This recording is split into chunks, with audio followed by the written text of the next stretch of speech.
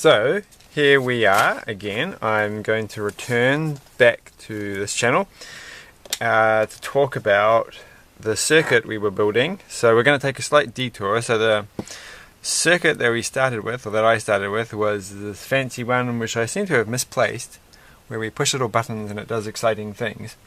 But the step that we got up to on the last one was this little circuit here. So when I turn this thing on, so if you recall, this is like basically a power regulator thing that powers up this board. Quick recap, there's power rails, little wire, these are all connected along here. There's my little diagram from beforehand about how the wires are connected up inside of a breadboard. So this is the breadboard. And these are a few components, the LED and the resistor. So today I'm just going to talk a little bit about resistors and how I put this in here and what's the best kind of resistor to use and how you work this out and why it is the way that it is. So when I turn this on, it's nice and bright and pink. So I've got a pink LED there. I'm going to turn it off because I can't actually see it. It's very bright. So we're going to try and work out a few things about why we have the resistor. So here's the circuit diagram from the previous time. Not that well drawn, but here's our power source. In this case, it's a battery. This isn't strictly how this is working. So from now on, I might just draw one way of doing this. It's hard to do it upside down, but this is the top. And then we can go, is this coming through? We're just going to draw a circle, and there's my little, and some lines going off there. That's the LED, it's close enough, it doesn't matter. And we're going to draw a little box for the resistor, and this is not the best surface to actually be drawing on. That's silly of me. And then we're going to go down there. So this is going to be our ground point. So this is the lowest point. There's lots of different symbols for this. They mean they should be used in the right circumstance, but everyone seems to end up using this nowadays, whether or not it's the right one. This is just for this sort of says it's 0 volts. Right? Is that the right way around? Probably not. It's probably the wrong way around for you. It's probably VO. I think it is. Hold on, how would I write it? No, that's the right way around. Okay, so 0 volts is at the bottom, and we're going to, can I do this upside down? Probably not. That's probably S. That's meant to be a 5. Hold on a second, I'm going to turn this around. Okay, let's just do that the right way. And there we go. So 5 volts comes in the top, goes through here, and then goes through the resistor. Now this doesn't actually matter which way around this is, as long as there's a diode and a resistor. When they go in a line like this, so one comes after the other, is called being in series.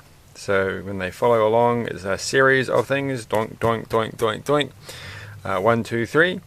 The other alternative would be when, I'll just draw two resistors over here, and they go like this, and maybe they link back up again down the bottom. So in this case here, these two items, whatever they may be, I can move it across a bit, these are in parallel, but we're not going to talk much about parallel today.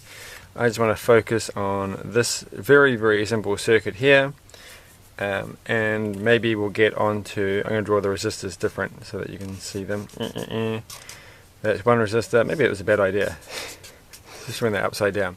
So there's two resistors there, you can't see it, I'm going to put a little box around them. No one does that symbol. Let's just combine both symbols for resistors into one thing. So there's one resistor followed by another resistor, and they have certain values. So the question is, A, why do we need this thing? And B, how do you work out which one you use? Because resistors come in a whole variety of types. Where did I put my little packet of them? So here's a whole packet of old school, but new old stock old school resistors. And as you can see, they come in different sizes, and they come in different colors. I gotta zoom back out, don't I? Zooming back out, zooming back out. They have to come in different, and they have these little bands on them, and these bands tell you what value they are. So the first thing to realize is that they have a value, and that value is measured in a thing called ohms. So resistance is measured in ohms.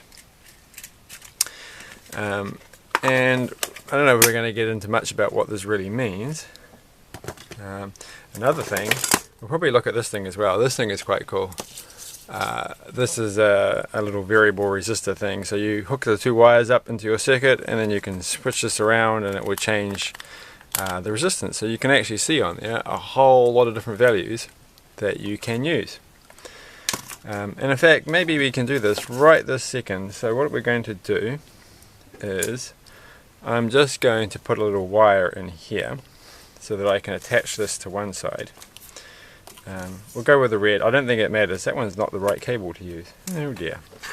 We'll use one of these. So I'm going to put this one. This one's already bent, so we'll just ruin this one. And then we'll attach the red one to there. And we'll take this out because we don't want to have that resistor being in parallel, which is what would happen if I didn't take it out. I might show that just because otherwise you'll be like, what are you talking about? But first we'll do this. So here I've got to make sure I've got this right. I'm going to have a look at these things. So right now it's pointing at 56k, which is 56,000. So when I turn it on, so we're activating the machine. You can see it's quite a bit dimmer. I don't know if it shows up so well on the camera, but I can actually look at this quite happily without having to worry. So if I increase the resistance to 68, I'm going to try and do this without getting in the light of everything, way of everything.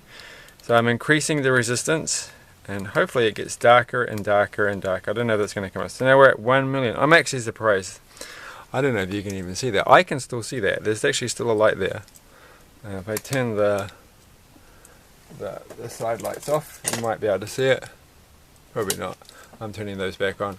Makes it easier for me to see, even if it doesn't make the video better.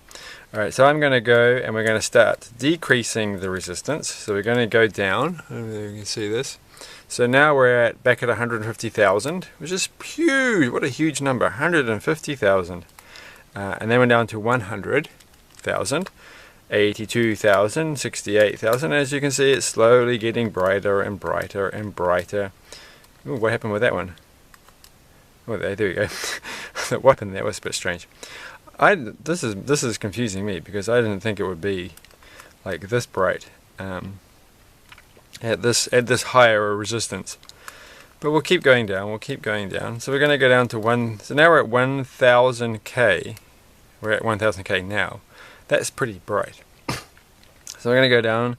We're at 820, 560, 330, 220. Oh my goodness, it's very bright. Very bright indeed. 100 of that. We're going to go up to 100. That's shockingly bright.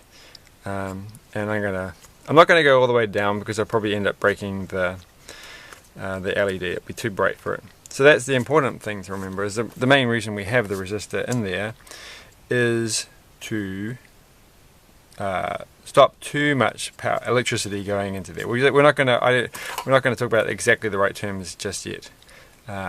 Too much current is going to go into there.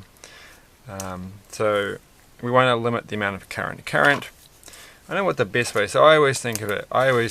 Current is like little boxes of, well, they're like so inside things there are electrons. Does it look like that? Okay. You can imagine it's electrons moving along.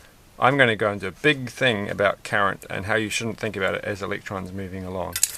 But we're going to say this for now. It's like boxes of things and they're moving along, and the more boxes you have moving per second, the higher the current. And the voltage is kind of like at each step. I don't know if this is a very good way of explaining it. I'm going to come back to that and explain how I'm going to talk about this in a second. I haven't rehearsed this, so if it comes out waffly, that's the way it's going to be. But current is like the things we're moving through. And the voltage is basically how much, I'm going to say, how much power we have, how much, I don't want to say force, I know there's electromotive force or something like this, but I'm kind of want to avoid that. I have this analogy that I like to use, and I want to get to that, which is why I'm going all over the show. Doesn't matter, because all we have to do is we can just imagine voltage is how hard we push things through in one way. We'll just say that for now, so that I can move on to the next step. So I'm going to move this picture out of the way for now, and I might just get another blank piece of paper, this one. And so we have an important equation. Okay, so the important equation is Ohm's Law, and it looks like this. I always remember it this way because you can just say VRR. Can you see that? So voltage equals the current, and the current is written using I. So the voltage is measured in volts, the current is measured in amps, and the resistance is measured in ohms. And ohms uses a Greek symbol, so that's actually why that symbol is on the whatchamacallit. Oh my goodness, I've only got 2 minutes left. Oh. This video is gonna run out. I'm gonna run out of time before I've even got talking about anything. Okay, so the reason I wanted to, well, we'll just quickly go through this. I think we're just gonna have to come back to it, aren't we? Okay. This is annoying. I didn't think I thought I'd have more time. We've only got 1 minute and 40 seconds. So we can imagine voltage, just before we get on to the next bit, as kind of like the money that we have to spend to get as much boxes as we can. So if we think about voltage as money, and we think about current as little boxes, we want to get these boxes, as many boxes through this little thing down to here. And because there's a difference, a voltage difference, the one important thing we're going to say is we actually think about voltage in terms of difference between 2 points. So this doesn't have 5 volts like in some sort of objective way. It's just 5 volts different from this point here. So this is a 0 volt. So we're just saying this is the 0 volt point. And so this thing is 5 volts away from that. But I'm going to use a silly money analogy, and we're going to say we have 5 volts to spend to get down to here.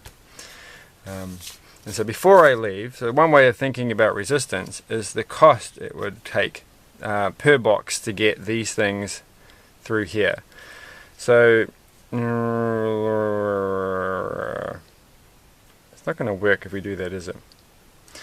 We're going to come back to that. I'm going to finish it up here, and we'll come back to the next video tomorrow, and hopefully we can explain things a bit better. And then you'll be like, why is he explaining this way in the first place? I can just think of it in a simple way. But anyway, I literally have 10 seconds left on the clock, so I'm going to finish it there, and I'll do another video tomorrow about this, and hopefully it's less waffly. Bye.